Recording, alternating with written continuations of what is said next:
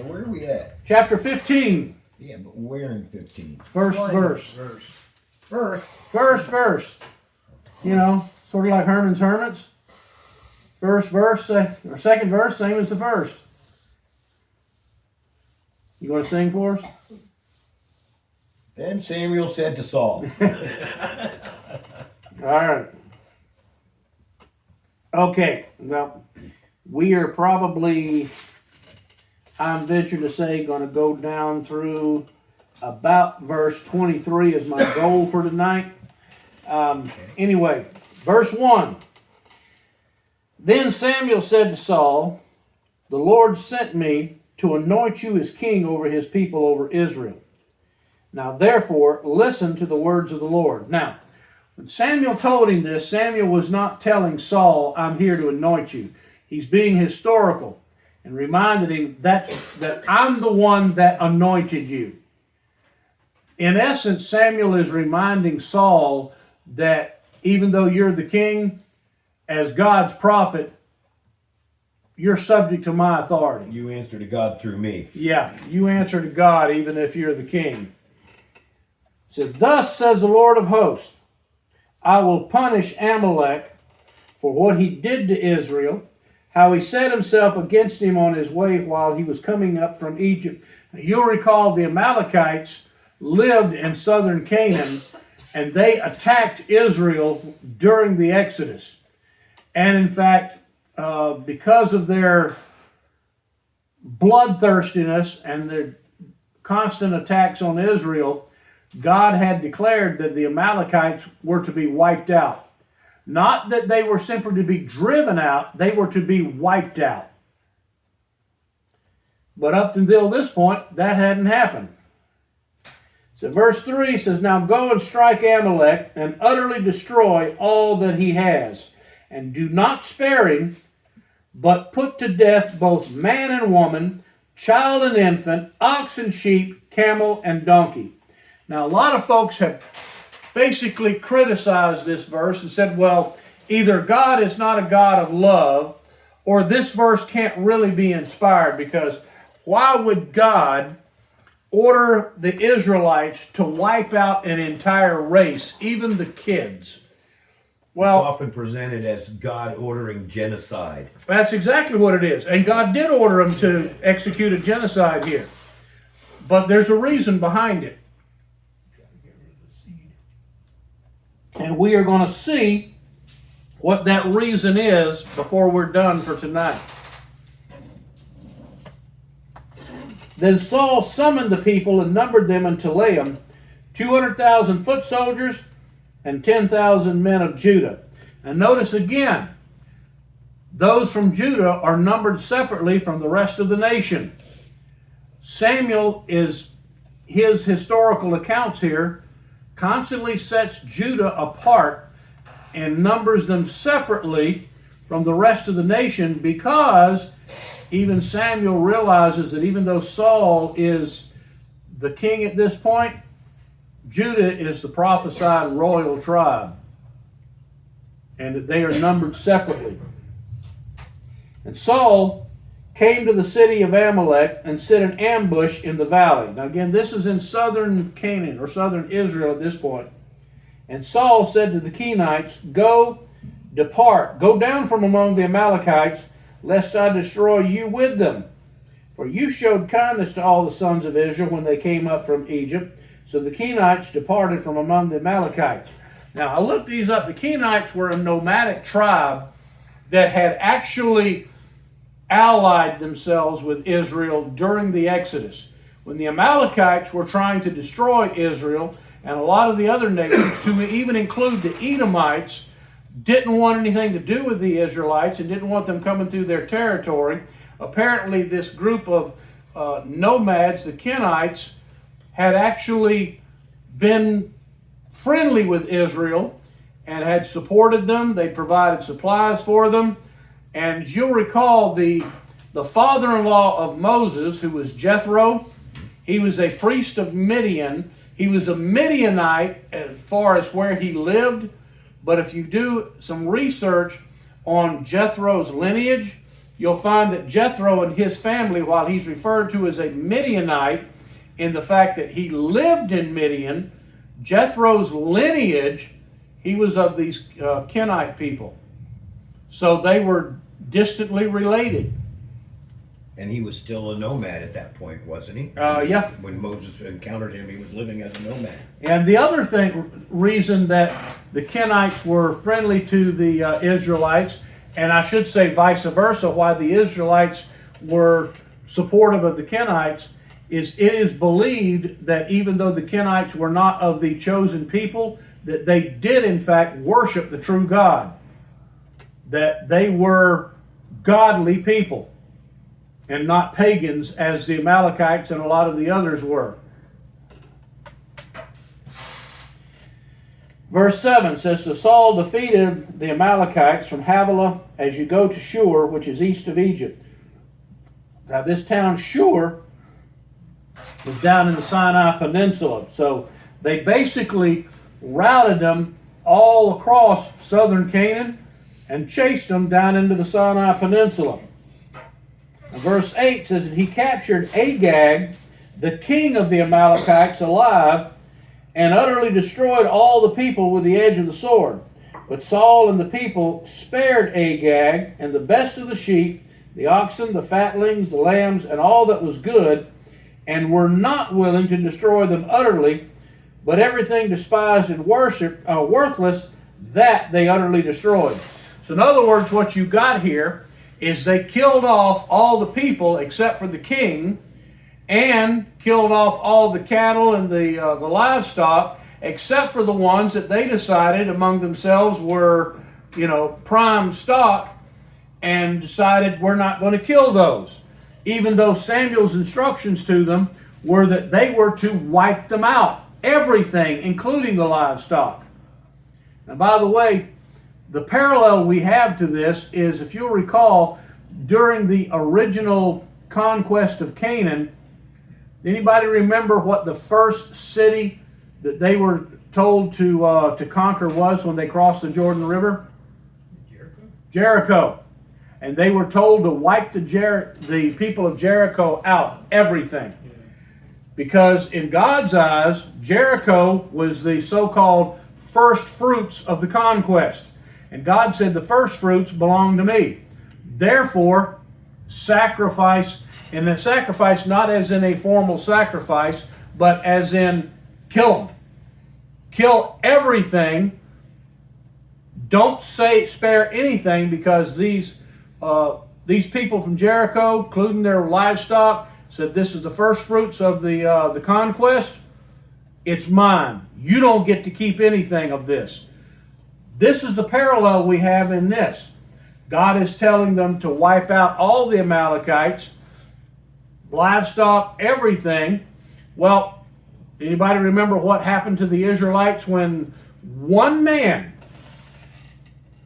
snuck some stuff out from the conquest of Jericho that he decided was something he wanted to keep, and he didn't get rid of it? They killed him and his whole family, didn't they? Yeah, Did well, the ground open up and swallow him and his family? no, That was another occasion when the Israelites were being disobedient. In this particular case, the next conquest they had was of an ancient town called Ai. And by the way, in Hebrew, Ai means ruins. So this town apparently had been built on the ruins of an even older ancient town. It was some small 2-bit town, and the Israelites got their keisters beat. And they didn't understand why. And when Joshua began to mourn over this, God spoke to Joshua and told him, get up and get things right. It says, because here's why you got beat. Somebody in your camp didn't do what you were supposed to, and therefore you got beat on the second one. Now go find out who did it and deal with it. Well, they did, and yes, they executed the man and his family, and then God blessed them again.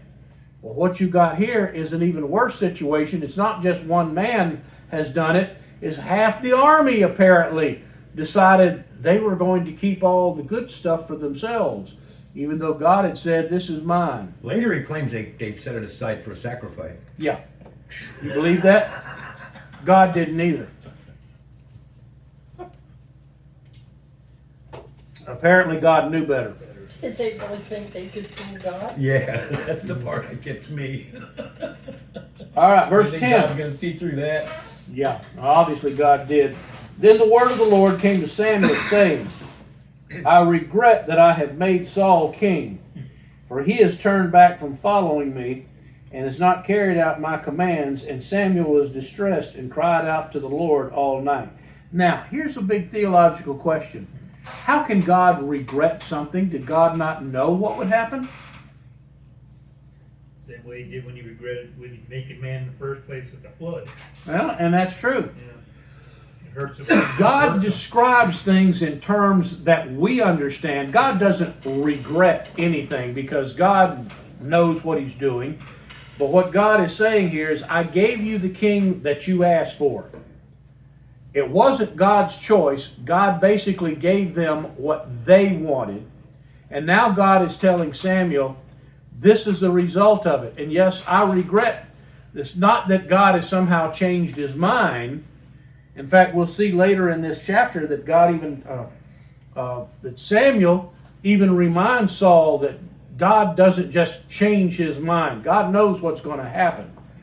But God, there are some things God does or that he allows that he doesn't want because he knows what's going to happen. That's what this is talking about. God knew that Saul was going to fail, and he says that I regret this. The way I read, I regret this is, I feel sorry for you that you're suffering the consequences of this. And that's probably a very good interpretation there. So that's a good way to look at it. He knows it's going to happen, but he Yeah. still feels sorry for us that it does. There you go. We do this to ourselves. Mhm. You know, it hurts him in that way, emotionally. God expresses his emotions to us Yeah. through his word. What was that, Lou? I said, yeah, he absolutely grieves. Mm-hmm. Bothers him. Yeah, so that's the way I read regret. Not that Yeah. God can have a regret for making a mistake or making a bad choice. He knew it was going to happen. He gave Yeah. us the choice we asked I for. regret that you're suffering the consequences for your stupidity. Exactly. Yeah. That's the way I read it. Verse 12, and Samuel rose early in the morning to meet Saul, and it was told Samuel, Saul came to Carmel, and by the way, Carmel is a few miles north of where they had beaten the Amalekites. Yeah, my notes say don't confuse it with Mount Carmel. No, it's two different. It's not Mount Carmel. This is the town of Carmel. Yeah. Saul came to Carmel, and behold, he set up a monument for himself, then turned and proceeded on down to Gilgal. So Samuel is expecting to find Saul there at Carmel, and finds out he's been there and gone already. And in the meantime, Saul, in his pride, has set up a monument for his great accomplishments here, which tells you Saul is full of Saul. Yeah, all about Saul. It's all about Saul. But in verse 13, Samuel catches up with him and said, And Samuel came to Saul, and Saul said to him, Blessed are you of the Lord. I've carried out the command of the Lord. So Saul saw him coming and comes out and brags about what he's done, when the exact opposite is true. He's not done what God commanded him. He's done 90% of what God commanded, but it's the other 10% that has God hacked off at him. And the lesson for us is, partial obedience in God's eyes is still disobedience. Still a filthy rag. Yep. We either obey God 100%, or God looks at it as 100% disobedience. Now it's interesting how Samuel responds to Saul.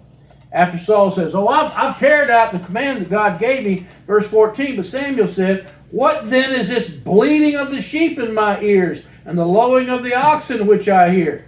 In other words, if you did everything God told you to do, then what in the world is this that I'm hearing? And Saul said, They have brought them. Notice what Saul did. They.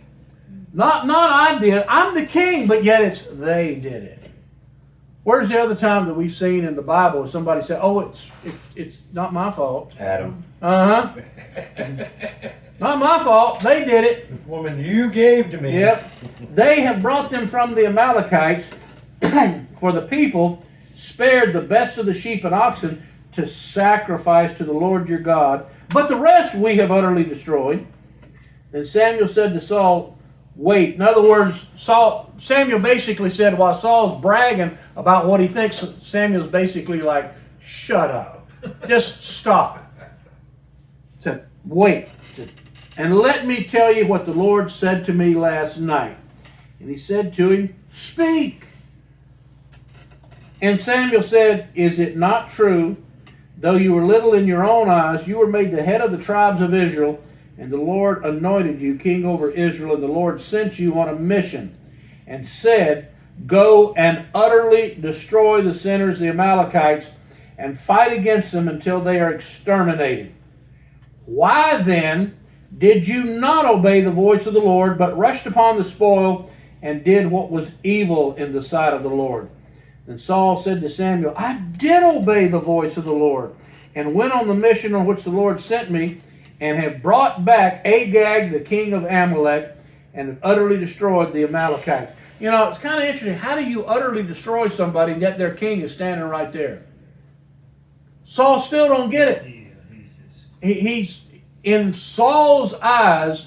Saul thinks he's doing the right thing, and Samuel's trying to get him to understand partial obedience or 90% isn't obedience. And of course, then he also tried to say, well, they, did this. He's the king, but yet I didn't have any control over it. It's all those other people. They did this, but they did it with a good heart because, well, they were going to sacrifice. And which, of course, we all know is they weren't. They were just sparing them because, if they were going to sacrifice them, why were they still alive by this point? They should have already been sacrificed. Why didn't they build an altar instead of a monument and do the sacrifice where the battle happened and give thanks to the Lord there? Instead, he built a monument to himself and moved on with the cattle. So, Another Fauci. yeah. So Samuel's basically caught him red-handed in a lie, and Saul probably knows it, or at least he should have. Then Saul said to Samuel, "I did obey the voice of the Lord and went on a mission on which the Lord sent me and brought back Agag, the king of Amalek, and utterly destroyed the Amalekites. But the people took some of the spoil, sheep and oxen, the choicest of the things devoted to destruction." Now, by the way, if you're reading from a King James when it says devoted to destruction, it probably uses the word accursed. Now, keep in mind, to be cursed and to be accursed is not the same thing. It's two different words. To curse something basically is just to call down evil upon them. Something that is accursed has been declared for destruction. It's not being somehow evil pronounced upon it or cursed. It has been set aside with the expectation that it is going to be destroyed, done away with. And so he says, these things that were devoted to destruction, in other words, these things that were accursed. But if they were devoted to destruction, they should have already been killed, not spared and then later sacrificed.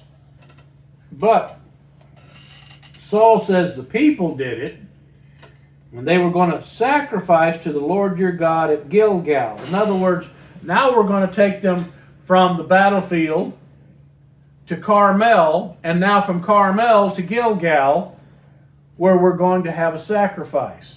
Now, Saul already by this point should have known that unless he had the high priest still with him, who's going to perform the sacrifice? He should know better by this point that taking a sacrifice upon himself is going to get him in more trouble. But we're not told anything about the high priest being present at this point. We don't know where the high priest is.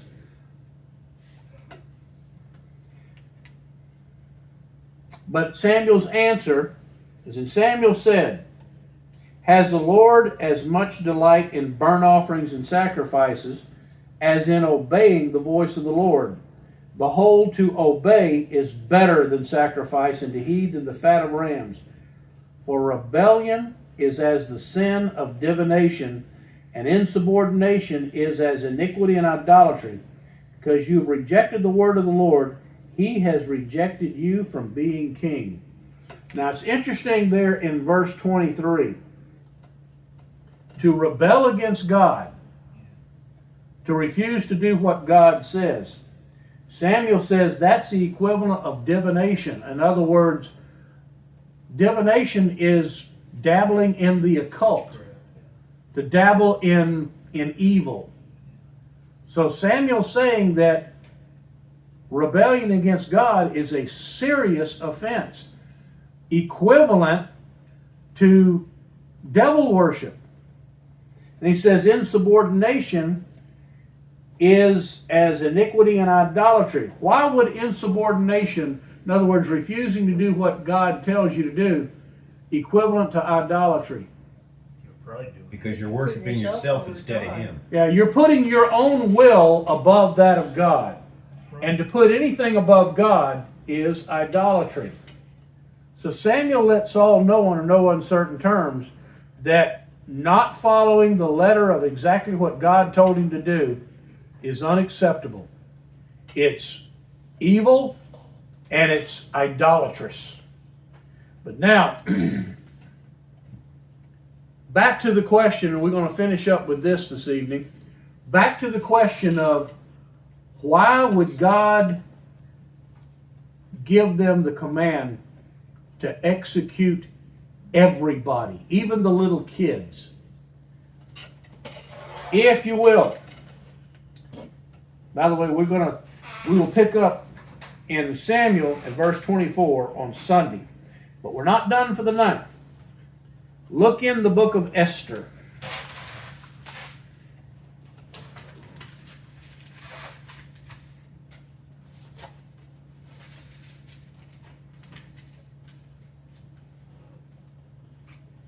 All right. Go to chapter 3 in Esther. Now, I don't remember what you happen to remember about the story in Esther of who the villain is, but basically the chief of staff, if you want to use modern terms, Haman. the king's chief of staff is a guy named Haman, and he is the villain that managed to orchestrate the king into issuing an edict to execute every single Jew in the Babylonian Empire. And notice in chapter 3, it says, after these events, King Ahasuerus promoted Haman, the son of Hammedatha, the Agagite, and advanced him and established his authority over all the princes who were with him. He was a direct descendant of Agag. Now, what Samuel doesn't tell us, but what we can certainly assume from this passage, now we know Agag didn't survive this encounter, because one of the things we will look at on Sunday is, since Saul didn't do it, Samuel took it upon himself to execute Agag right there on the spot. But obviously Agag had a family. And when Saul spared Agag, apparently some of Agag's family managed to escape.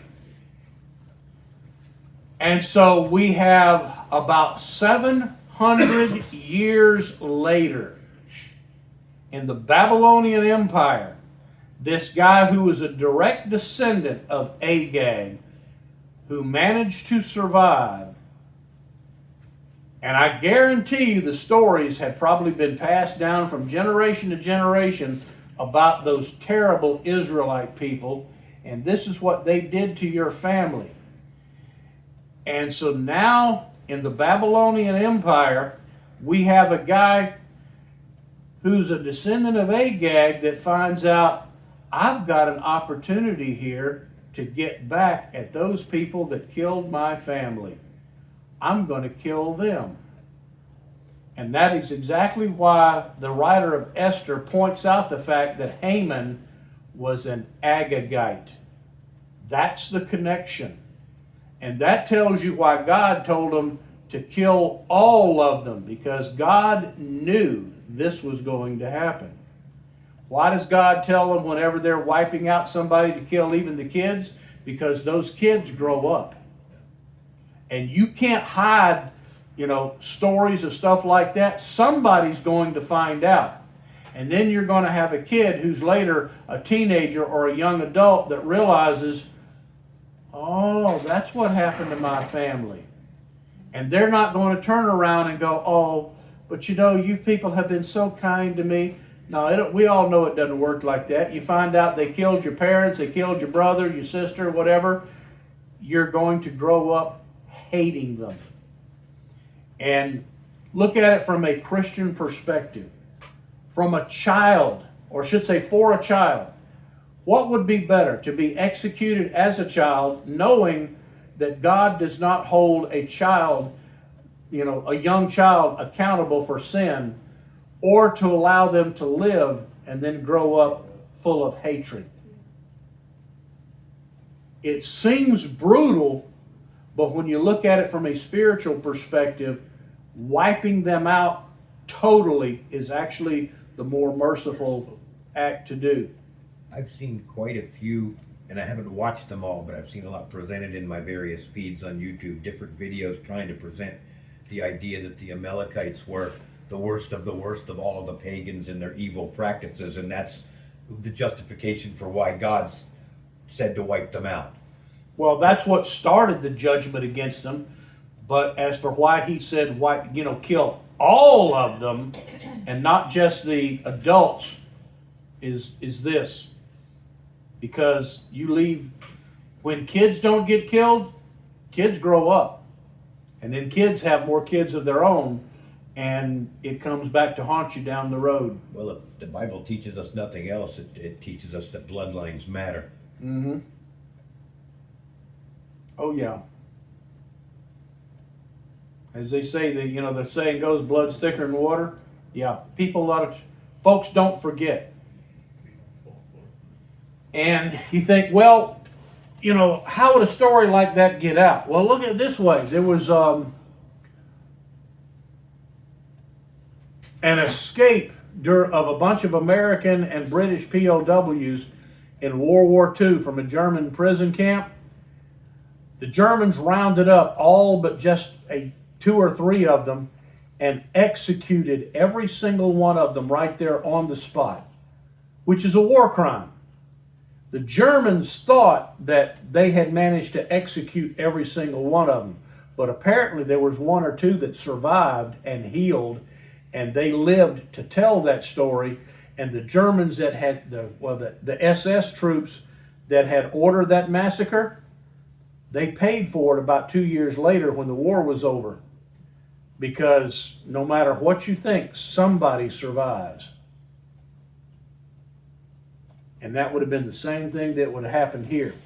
Agag had some kids, or a kid at least, that apparently survived and lived to tell the story.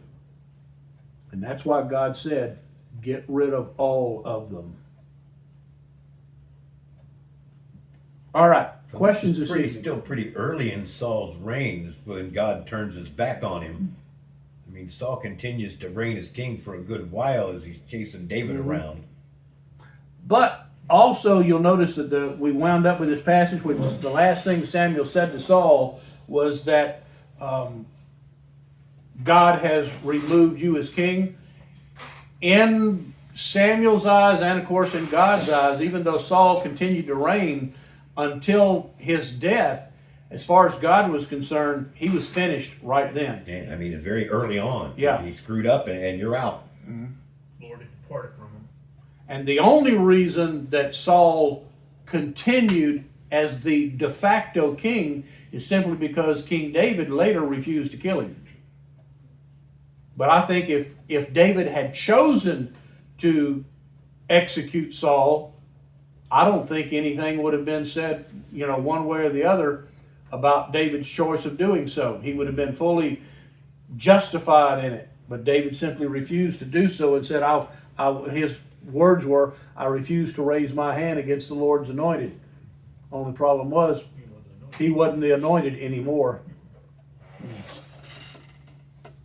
So what verse did we input? 23. Verse 23, we will pick up with verse 24 on Sunday. Okay, thank you. We got the cliffhanger. The cliffhanger? Yeah. Well, after this, it kind of shifts gears a little bit. But the cliffhanger is Haman, who got hung. Yeah. Well done, huh? Yep. All right.